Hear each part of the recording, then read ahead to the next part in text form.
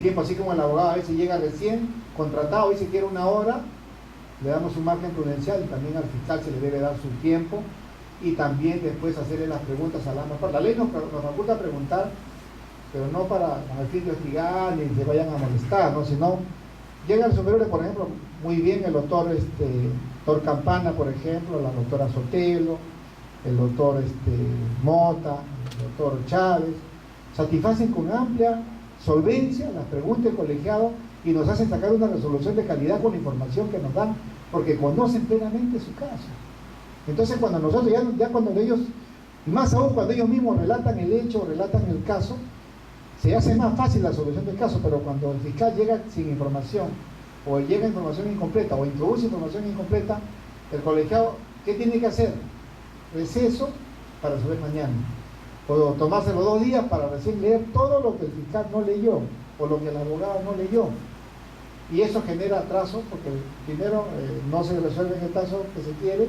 Segundo, que el modelo fracasa porque ya no se vuelve un modelo oral, sino un modelo escrito. ¿Por qué? Porque no se revisó bien los actuados. Por ejemplo, lo que siempre le van a cuestionar a todos los fiscales, y es un tip para que sepan, siempre le van a cuestionar la famosa constancia domiciliaria. Porque ustedes se la delegan al policía, el policía hace su acta y con la premura de pasar la prisión preventiva se anexa al informe policial y resulta que lo primero que dice el abogado, señor, mire la constancia que dice, y el fiscal recién ahí se entera que dice que fuera una casa y se supone que vive con tal persona y comienzan a cuestionar, ni siquiera entraron, no verificaron ropa del intervenido, no hay datos mayores, o sea, es como que el acta lo hubiesen hecho en la comisaría. Como que el acta se hace en la comisaría y lo llena, ¿no? Le pide a la familia, deme su DNI, usted vive ahí, sí. Y ese documento el abogado lo va a cuestionar siempre. Por eso, atento con la constitución domiciliaria porque la usan mucho para los arraigos. Y también en los arraigos de los documentos del doctor, creo que la doctora Sotelo, el doctor Campana hizo ver, por ejemplo, que la constancia laboral de la persona, pero eso fue en una sala nuestra, ¿no? El apellido ni siquiera existía en el RENIEC. Del documento que estaba del empleador en el domicilio no existía en el RENIEC ni por el nombre ni por el número. Y así lo había pasado el juez, había sido sorprendido porque había dispuesto de que sí tenía arraigo. Y el fiscal vino con otra información. Algo bueno que están haciendo el doctor Campana y los otros fiscales es que llega uno, que el provincial les hace llegar lo último que tienen, la información de sus investigaciones, que nos sirve para poder resolver con mayor razón. Y otra que también se agencia, por ejemplo, lo que le ha sorprendido al juez, acá está la SUNAT, que esa empresa no existe. Acá está que ese señor dice que no conoce a sus diputados. Acá está el RENIEC que acredita que es su cuñado de los 3 diputados que dice a los cuales no conoce. Entonces, da mayor información. Obviamente que eso requiere más tiempo, ¿no? Pero nosotros en verdad, por un lado estamos contentos con el trabajo de la Fiscalía Superior, pero por otro lado tenemos que ver nuestras falencias también como sala, también tenemos algunos inconvenientes que también lo estamos corrigiendo, coordinando las 2 salas, pero también tenemos que tener este tipo de conversaciones para poder escuchar también sus pedidos y también sus preocupaciones y sus interrogantes. Creo que ese es el objetivo de esta reunión. Muchas gracias.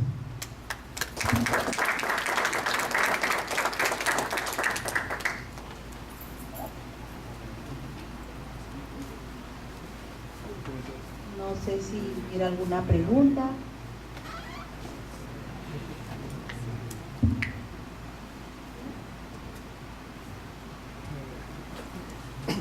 Doctora, muy buenas tardes. A raíz de lo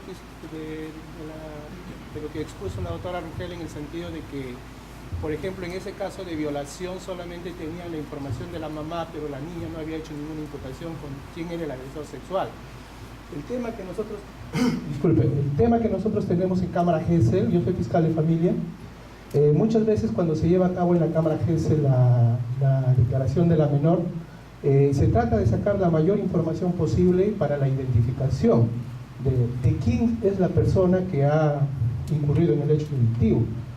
Y el psicólogo no le puede inducir, ¿conoces por ejemplo a Juan Pérez, el que hay? No le puede. Entonces se trata de por todos los medios de sacar de información y muchas veces la niña no da por la edad, a veces porque tienen algún tipo de problema psicológico, mental, inclusive personas de 14, 15 años que tienen problemas psicológicos y no lo identifican. Es más, inclusive yo en un caso de familia, por ejemplo, a la niña se le dijo, se le tomó en cámara Gesell, la niña dijo, más o menos, como no daba el nombre, porque a veces no lo conocen, no saben quién es. Entonces se le preguntó inclusive por las características físicas, y la niña dijo era un negro. Pero usted sabe, en una niña para que diga era un negro, puede ser un moreno, no negro. Y entonces una resolución del juzgado que sale y dice, no, pero la niña ha dicho negro y el chico no es negro, sino es mestizo. Es una contradicción. Entonces, por ejemplo, ¿cómo se está resolviendo en esos casos en la cual, por ejemplo, los menores no pueden identificar? Solamente tenemos la declaración de la mamá, y usted sabe que en este tipo de delitos, por lo general, pues no hay testigos, porque se han cometido el hecho delictivo cuando no hay nadie, porque si hubiera alguien, por lo menos deberían haberlo visto, ¿no? Entonces no da características físicas. Entonces, ante esa situación que que nos ha planteado, ¿qué pasa en esos casos? Otro tema recurrente, por ejemplo, es que nosotros tenemos en cámara Gesell, como usted sabe, notificamos a la Defensoría Pública para que participe en defensa del derecho del imputado, ¿no? Porque generalmente, o por lo general, no presentan abogado. Entonces notificamos a la Defensoría Pública y a veces no hay defensor público. Entonces, los fiscales están con la psicosis y dicen, no, pero si no llevo con el defensor público, la sala me va a cuestionar la entrevista en cámara Gesell. Entonces, tenemos una sobrecarga en cámara Gesell nosotros. ¿Por qué? Porque no tenemos defensores públicos. Y no sé, en cámara Gesell creo que ya está en septiembre y octubre, y justamente uno de esos temas es el problema de que no tienen defensores públicos. No viene el defensor público y no tienen para presentar un abogado. Entonces se tienen que postergar, y el psicólogo, por ejemplo, el otro día tenía un caso de una doctora de la Defensoría Pública que vino a la cámara Gesell y se negó a participar porque dice que si no se le ha hecho el apercibimiento de que se va a llevar a cabo con el defensor público, ella no va a participar. Cuando en la misma resolución dice que se le notifique a la parte investigada para que presente abogado, caso contrario se llevará a cabo con el defensor público, pero dice, pero como no está la palabrita defensor público, yo no voy a participar. ¿Por qué? Porque le tienen miedo a la sala o al juzgado de que su cámara Gesell, la entrevista en cámara Gesell, va a ser cuestionada, ¿no? Va a ser cuestionada. Entonces yo creo que estos casos, por ejemplo, se tendrían que solucionar. Otro tema que me gustaría que ustedes también lo digan, yo soy un fiscal de familia, no estoy en el área penal, ¿no? Pero participo como fiscal de familia en estos casos. ¿Qué sucede, por ejemplo, en los casos en los cuales en la madrugada sucedió un hecho delictivo y participa, por ejemplo, el fiscal penal con el fiscal de familia en la entrevista de la menor, por ejemplo, y se llevan contado con el defensor del imputado? Se dotan de todo. Lo único que no hay es el psicólogo, porque en ese momento, por ejemplo, no hay cámara Gesell, o un día feriado o un día domingo que se tiene que hacer esa entrevista. ¿Por qué? Porque cámara Gesell no funciona. La pregunta es, ¿esa entrevista es válida? Nada más, doctor.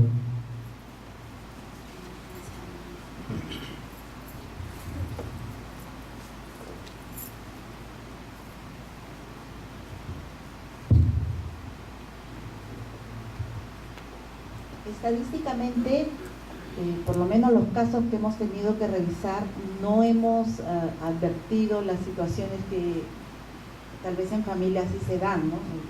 El tema de que la niña no pueda identificar. En la mayoría de los casos, la niña sí ha identificado y además sí ha contado con su evaluación en cámara Gesell. Hemos tenido algunos casos, lo que usted comenta, de que no se ha podido efectuar porque ha sido sábado o domingo, pero su declaración cuenta con las garantías porque ha estado, además de su progenitora, ha estado un fiscal de familia, un abogado defensor, y por tanto esa declaración, aun cuando no haya sido tomada en cámara Gesell, tiene la validez del caso, ¿no? Acordémonos que para el tema de las prisiones preventivas no es el mismo estándar de la acusación propiamente, ¿no? Entonces solamente que se requiere en este caso de contar con elementos por lo menos de probabilidad que efectivamente nos lleven a una causa probable de que efectivamente existe suficiente evidencia de la comisión del delito y de la vinculación del imputado con el mismo. En el caso concreto que yo comenté, era fundamentalmente porque la Fiscalía sí se constituyó al hospital, sí tuvo la oportunidad de entrevistar a la menor. Obviamente su situación de salud, porque ella había tenido que ser intervenida quirúrgicamente, generó un sangrado, incluso el daño era grave, no iba a poder ser trasladada ni ser evaluada con un psicólogo, ¿no? ni ser sometida a una cámara Gesell. Pero aquí lo importante era quién fue y qué elementos podían generar, se podían considerar como graves y fundados para vincularlo de este sujeto al delito que se le imputaba, ¿no? También es cierto que hay que superar esos temas de que es sábado y domingo. Son temas operativos que nuestro sistema tiene que considerar y que tiene que necesariamente invertirse en esos temas, ¿no? Porque es responsabilidad del Estado garantizar a todo nivel que estas investigaciones sean efectuadas de la manera correcta y sin interesar si es sábado o domingo. Entonces, ese es otro aspecto que nuestro sistema tiene que considerar, tiene que superar, y sobre todo el Ministerio Público requerir e insistir, porque de eso también depende, ¿no?, la eficacia de su trabajo, la eficiencia de su trabajo. Entonces, por lo menos de cara a nuestra labor no hemos tenido, no recuerdo yo haber tenido ese problema en concreto de que la niña no haya podido identificar. De alguna manera sí los ha logrado identificar. Es interesante el tema porque, por ejemplo, ahora estamos viendo casos que se están en la implementación, o los casos antiguos que se han llevado sin fiscal, por ejemplo. Hay casos en que ha declarado una menor, por ejemplo, 14 años con su mamá, de repente ha estado el fiscal y no ha estado el abogado de la parte imputada, ha estado su abogado de la chica, y el abogado ahora con el nuevo código exige que esa diligencia dice que no vale, pero nosotros sabemos que eso fue en el contexto del código del 40. Entonces, la sala, por ejemplo, en la cual yo pertenezco ahora, hay un criterio, ¿no? De todas maneras, esa declaración hecha a nivel policial tiene un valor, le tenemos que asignar un valor. Y eso dice, por ejemplo, el presidente de la sala, dice, no, ¿y qué vamos a hacer si lo único que era una diligencia urgente, ¿no? El fiscal tomó una diligencia urgente y ese es el valor que tenemos que darle. No le podemos quitar sin valor por el contexto, por la época, por lo que pasó, ¿no? Yo tenía un caso más delicado todavía en mi experiencia, que no me ha pasado nunca. Solamente había contra el imputado un caso que pasó en Los Olivos, solamente un video, que el señor lo grabó el año 2016, y se le encuentra en el 2018 un video en el cual se graba metiéndole el dedo a una niña de aproximadamente 8 años, 10 años. La fiscalía mandó a hacer la pericia antropométrica del sujeto y determinaron quién era el autor, pero se mandó a hacer la antropométrica de la niña y nunca se supo quién era la niña, y llegó a juicio oral. ¿Cómo determinamos la edad de la niña? Si solamente está el video. ¿Cómo determinamos el examen médico legal? Si solamente está el video. ¿Cómo logramos la identidad de la niña si solamente está el video? Delito clandestino, pero ahí está la prueba habilita todos los días. La prueba está ahí. El video estaba ahí. Yo fui oponente y lo condenamos a esa persona dando algunos razonamientos para suplir eso que debió hacer el Ministerio Público. Porque podíamos decirle, como el fiscal, ¿cómo va a traer un caso sin siquiera averiguar quién es la niña? Si está el video, la chica dice que no la dejó entrar la mamá a la casa y se quedó el caso. La policía nunca más averiguó quién fue la mamá, quién fue la niña. Ahí está la niña. Ahí está la niña en el video. Obvio que tenía que averiguarse aunque sea la edad, hacer un antropométrico para saber la edad de la niña, porque el tipo penal cambia de acuerdo a la edad, de acuerdo a esa época.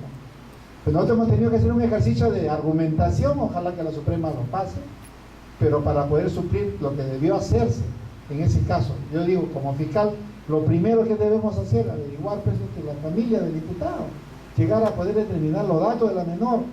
La policía tenía una edad aproximada, tenía que también confirmar la edad. El certificado médico legal ya no era necesario por el tiempo que había pasado, pero El video era notorio por los gritos que daba la niña. Con la introducción del dedo era obvio que le estaba causando un daño, había introducción del dedo. Pero había que razonar en todos los casos, porque ahí era un trabajo muy fino que debió hacer el Ministerio Público. Ojalá que no lo anulen y vuelva a Foja a hacerlo. Pero esa es la parte que nos compete, porque a nosotros ya nos viene el trabajo hecho desde primera instancia, nos limitamos a lo que se hace, ¿no? Y también tenemos que, como última instancia de Lima Norte, que somos de la sala de apelaciones, también tenemos que ir fijando criterios. Por eso queremos conversar con ustedes para tener mayor razón de poder resolver los casos que tienen sus problemas, porque nosotros vamos a ir fijando las pautas, que es la jurisprudencia, ir fijándola, porque al final sobre esas se tienen que ir ligando también los jueces.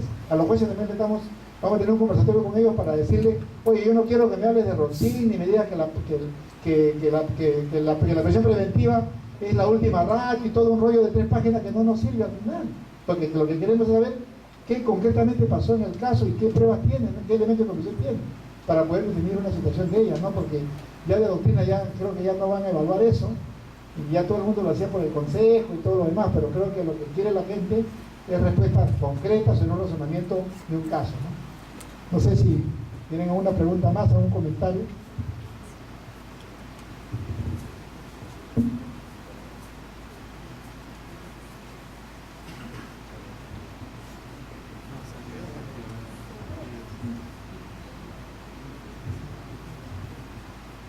Señores doctores, primeramente mis felicitaciones. Creo que como un punto de aclaración ha sido muy importante, ya que el Ministerio Público, conjuntamente con la Policía Nacional y el Poder Judicial, tienen un solo propósito, que es la de combatir la delincuencia y el delito en un contexto amplio. Y las coordinaciones que puede existir entre estas 3 instituciones va a ser la que va a responder a la sociedad. Desde ese punto de vista, quiero decirle, señor magistrado, que cuando uno participa en una audiencia de requerimiento de prisión preventiva, los elementos de convicción del abogado se incorporan en la audiencia y nosotros estamos en una desventaja porque no sabemos si ese documento viene con la legalidad que ustedes posteriormente llegan a determinar, porque nosotros en ese momento tenemos que actuar de acuerdo al momento en que estamos. Entonces quisiéramos también que se tome en cuenta ese aspecto, ¿no? Y otro aspecto muy importante con relación a la Cámara GESI. Si bien es cierto, el requisito es bastante garantista con este nuevo sistema procesal, pero también tenemos que ver que el contexto y la mediatización presiona al fiscal. Entonces nosotros quisiéramos saber cuál es su respuesta a esto.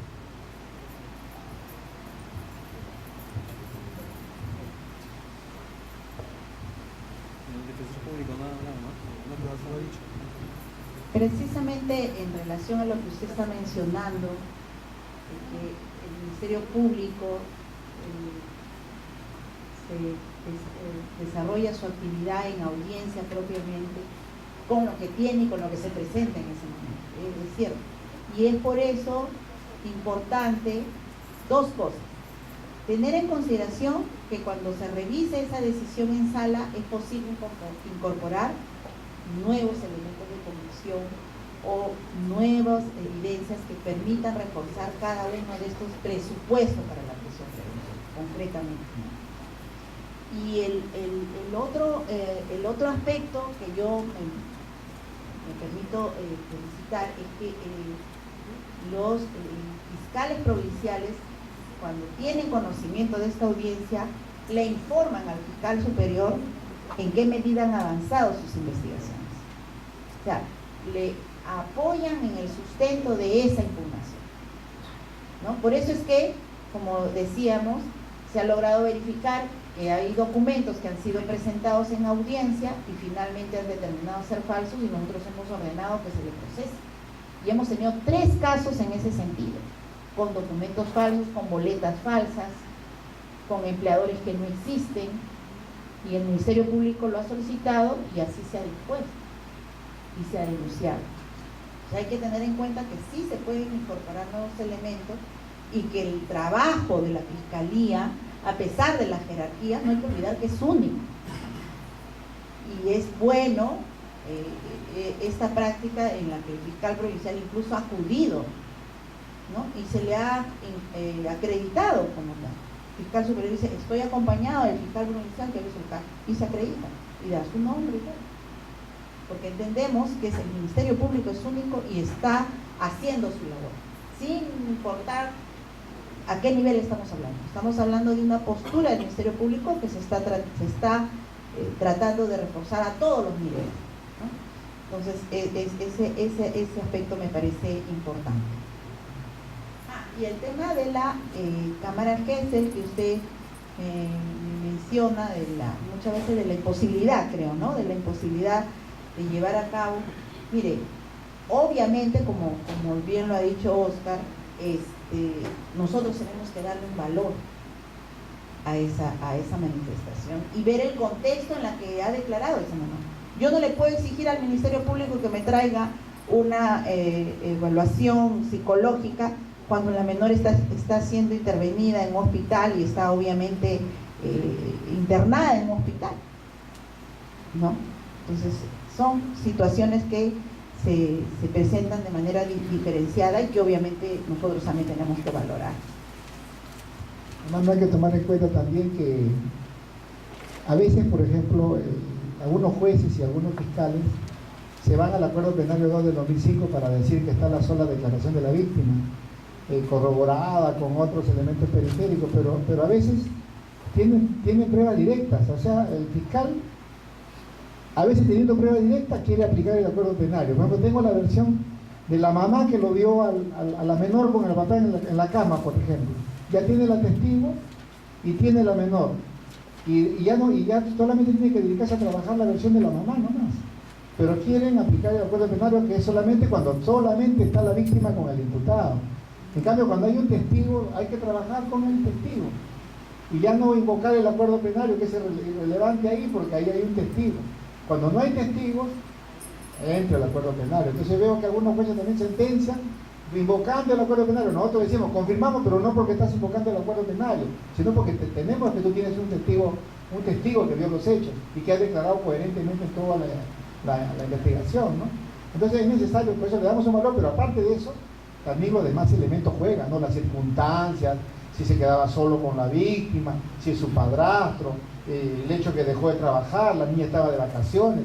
Hay un montón de indicios que se puede trabajar en estos casos de violación de menor y de acto contra el cuidado. No solamente trabajemos con nuestra mente, solamente con la prueba directa o con la prueba de la sola declaración de la víctima. Hay más elementos que redondean un caso, no necesariamente puede ser la versión de la víctima. Hay más cositas que llenan el caso, que hay que trabajarlo con el sentido lógico, con la argumentación. Creo que la doctora quería hacer una pregunta antes de irnos. Sí, ya, vamos a hacer.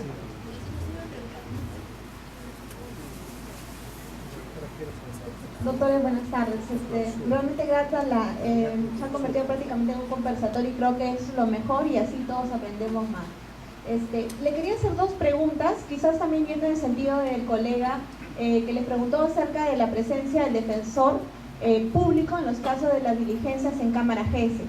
Si bien es cierto, hay algunas diligencias que se han llevado antes con el Código de Procedimientos Penales, sin embargo, hay algunas que ya están en vigencia el nuevo código. Tenemos investigaciones, por ejemplo, que es contra los que resulten responsables en casos de violación sexual y sin embargo la defensa pública no quiere participar, justamente alegando de que el ciudadano que puede ser identificado más adelante tiene que expresar él mismo quién quiere que lo defienda, porque es su derecho de defensa decidir quién lo va a defender. Y en base a ello no están participando y aún así en algunos casos, algunos colegas sí están llegando a la Cámara Gesell alejando de esas diligencias y otros creo que los están dejando para el despacho, viendo más adelante esa situación. Esa es una pregunta y quisiera saber cuál es la posición de ustedes al respecto. Otra pregunta, doctores, es en relación a los casos de violencia familiar. En dos aspectos. Quisiera saber, por ejemplo, actualmente, cuáles son los criterios que tiene la judicatura, sobre todo en los casos de violencia psicológica. Y lo digo porque ha existido algunos casos, se ha podido advertir en algunos casos donde el Ministerio Público incoa proceso inmediato por violencia física. Quizás sea la más palpable porque podemos tener ahí un certificado médico legal. Sin embargo, aún así, presentando un proceso inmediato por violencia física, algunos jueces declaren improcedente ese proceso inmediato, en el sentido de que el contexto de repente del hecho es vino la persona tal, me insultó y me agredió. Y entonces por ahí uno juez dice, ¿y dónde quedan esos insultos? Necesariamente tiene que pasar una violencia psicológica. Y por eso justamente los están desestimando. Y quisiera saber justamente a raíz de eso, ¿cuál es el criterio de ustedes en los casos sobre todo de violencia psicológica?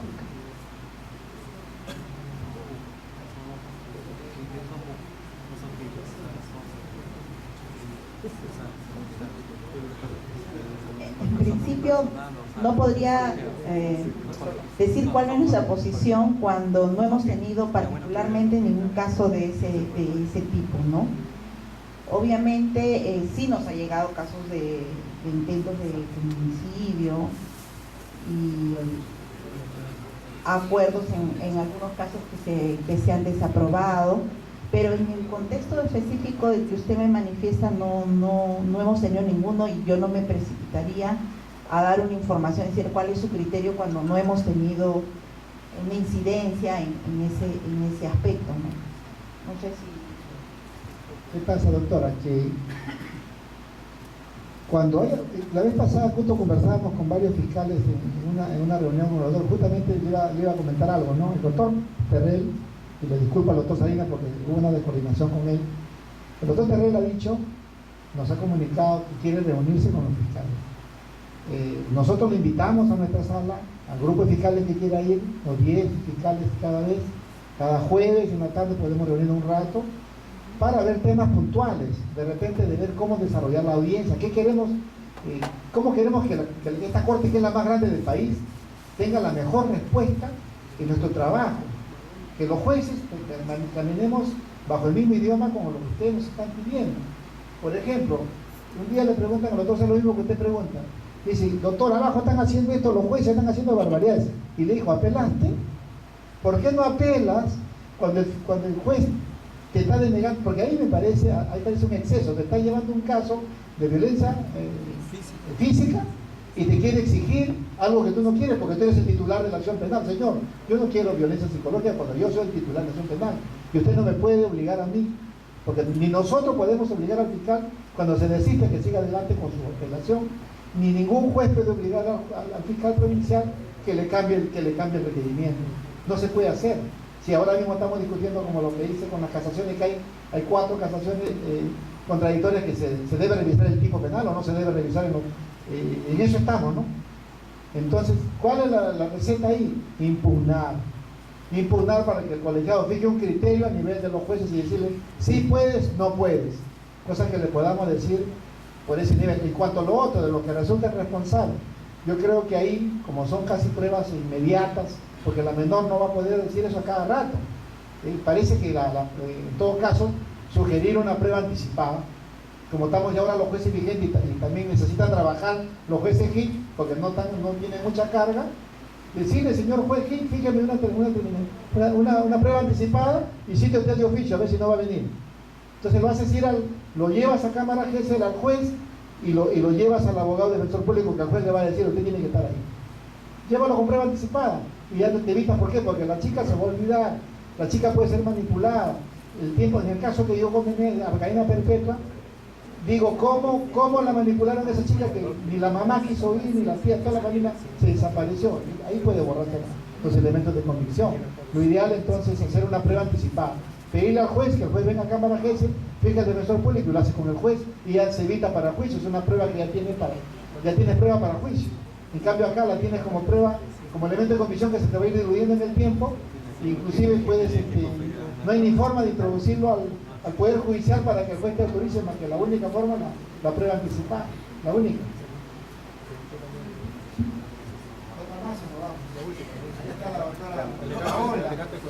Paolita quiere preguntar.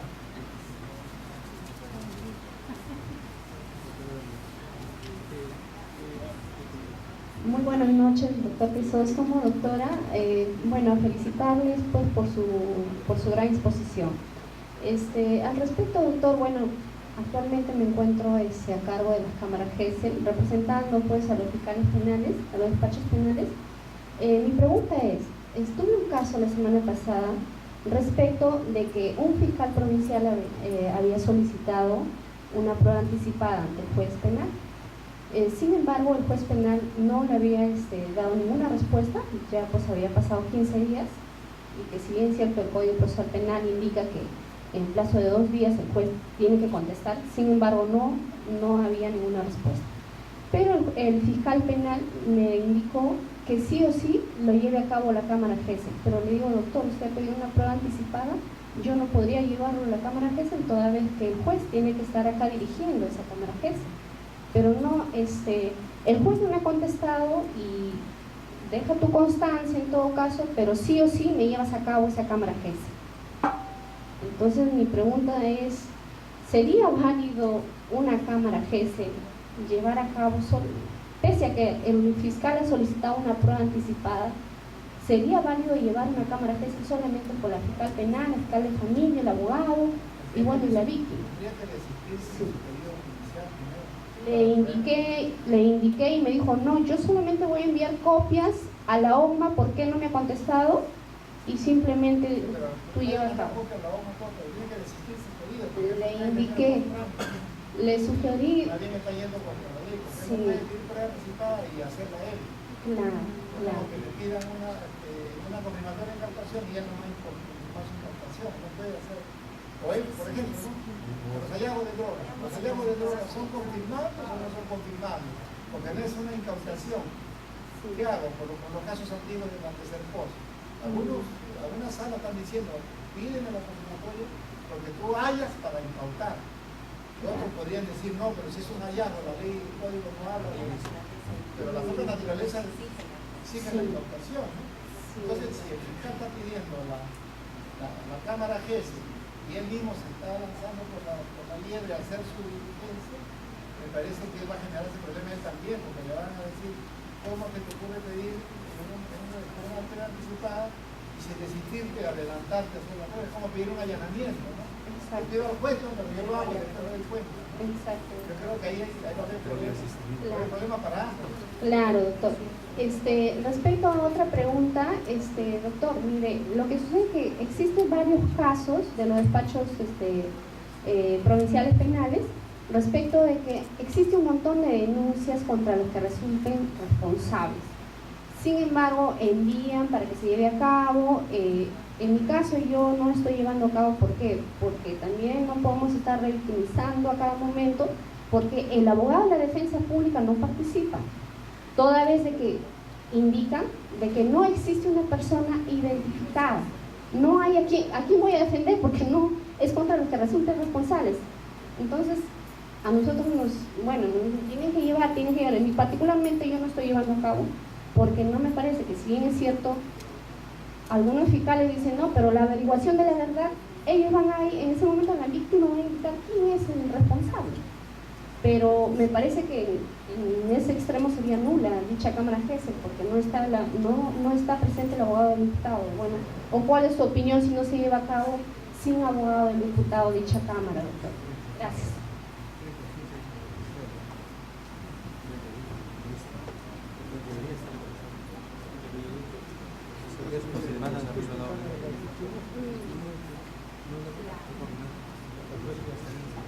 Pero es una diligencia preliminar, y ahí se puede trabajar como diligencia urgente con la policía y el fiscal nada más, porque al final no hay sujeto identificado que todavía se haya formalizado. Yo creo que después de la formalización recién podría pedir la persona de repente que se visualice la entrevista, como se estila para juicio, ¿no? Yo creo que si no sería inoficioso. Miren, en los juicios, por ejemplo, con contumaces, nosotros tampoco sabremos el nombre del contumaz, que si será su nombre, porque también a veces no son los imputados, le ponemos un defensor público, como ahí no nos dicen en la sala, no lo conozco, no me ha contactado, usted no haya. ¿Por qué? Porque es ganas de perturbar el trabajo de ustedes. Yo creo que ahí se tiene que trabajar a nivel ya de presidencia con el ministro para decirle, es lo que ha pasado allá también. Nosotros también tenemos problemas que a veces no dicen, no me ha designado nada, entonces le decimos, señor abogado, váyase nomás, pero ahorita le mandamos oficio al Ministerio de Justicia para que de una vez proceda con usted, porque usted no quiere asumir su trabajo, usted tiene que defender a una persona determinada. En este caso es una persona indeterminada, pero es una persona a la cual le están planteando un caso. Entonces yo creo que esa cuestión es de coordinación a nivel ya político, ¿no? entre problemas de la institución, ¿no? Para poder usar, pero yo creo que sí vale esa declaración, sí, porque no hay alguien imputado, o sea, a nadie se le está perjudicando a esa instancia todavía, no se ha formalizado la investigación preparatoria. Bueno, muchas gracias por todo. Nos alcanzan el video ya para ajustarla a todas las personas. Esperen un ratito todavía, ¿no?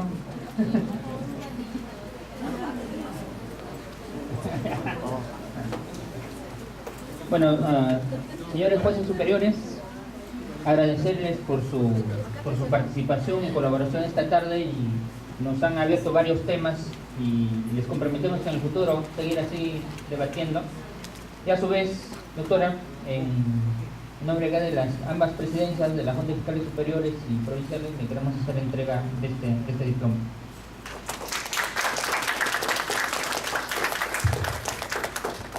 Igualmente, doctor Crisóstomo, este diploma en nombre de ambas presidencias, y gracias por su colaboración y participación.